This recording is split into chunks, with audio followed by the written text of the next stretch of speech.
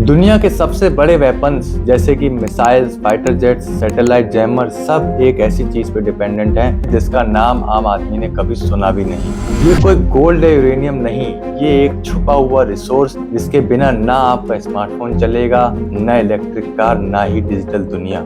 और सबसे बड़ी बात है कि इसका 90% कंट्रोल सिर्फ एक देश के पास है। आज दुनिया एक इनविजिबल वॉर लड़ रही है, एक ऐसी वॉर जहां गोलियां नहीं चल रही पर रेयर अर्थ के जरिए कंट्रोल की लड़ाई हो रही है। और इस ग्लोबल रेस में इंडिया कहां है? ये कहानी एक छुपी हुई ग्लोबल कॉन्स्पिरेसी की, रेयर अर्थ मिनरल्स की।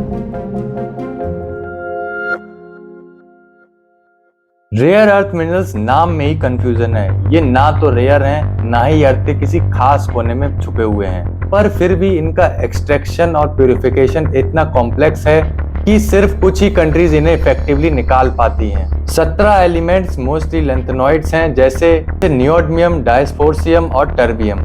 ये magnets, lasers, sensors, EV batteries, fighter jets और इवन मिसाइल्स के लिए क्रूशियल है। मतलब आपका आईफोन भी इनसे ही स्मार्ट है और आपकी आर्मी भी इनसे ही स्ट्रांग है। लेकिन रियल गेम तब शुरू होती है जब आप देखते हो कौन इन मिनरल्स का राजा है, और जवाब है चाइना।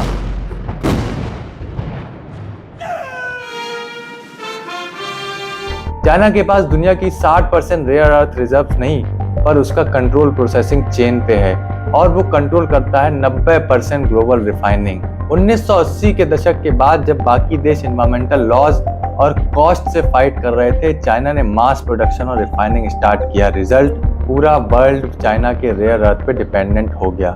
2009 में जब चाइना ने जापान को रेयर अर्थ एक्सपोर्ट रोक दिए सिर्फ एक पॉलिटिकल डिस्प्यूट के चलते, तब दुनिया को समझ आया कि ये तो इकोनॉमिक न्यूक्लियर वेपन जैसा बन गया है। यूएस, जापान, ऑस्ट्रेलिया जैसे देश ने तब से अल्टरनेट सोर्स डेवलप करने की कोशिश की है।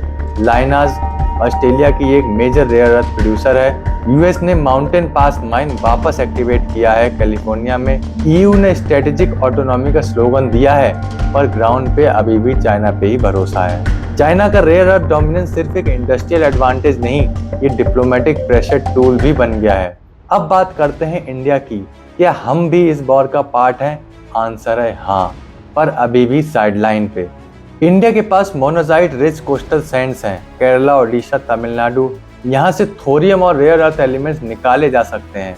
IREL इंडिया लिमिटेड एक PSU है जो प्रोसेसिंग करता है, पर स्केल बहुत छोटा है। इंडिया का फोकस अभी तक न्यूक्लियर एनर्जी यानी थोरियम पे ज़्यादा था, रेयर अर्थ पे कम। लेकिन अब चाइना के डोमिनेंस के बाद इंडिया भी जाग रहा है। डीप ओशन मिशन से अंडर सीज रेयर अर्थ खोजने की कोशिश, ऑस्ट्रेलिया के साथ पार्टनरशिप, और PLI स्कीम जो कि EV और बैटरी सेक्टर्स के लिए गवर्नमेंट ने इंट्रोड्यूस की है। वेदांता, टाटा और अदानी जैसे प्राइवेट प्लेयर्स भी रेयर अर्थ गेम में इंटरेस्ट दिखा रहे हैं, पर प्रॉब्लम है एनवायरमेंटल क्लियरेंस, ब्यूरोक्रेटिक डिलेज और लैक ऑफ एडवांस टेक। आने वाले टाइम में जो देश रेयर अर्थ सप्लाई कंट्रोल करेगा वो ही ग्रीन टेक का सुपर पावर बनेगा।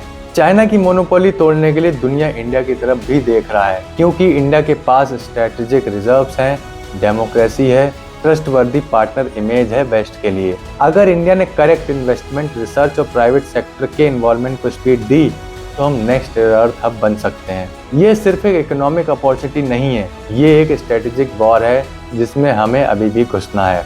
आपने सुना होगा, जो चीज दिखती नहीं है वही चीज सबसे डेंजरस होती है।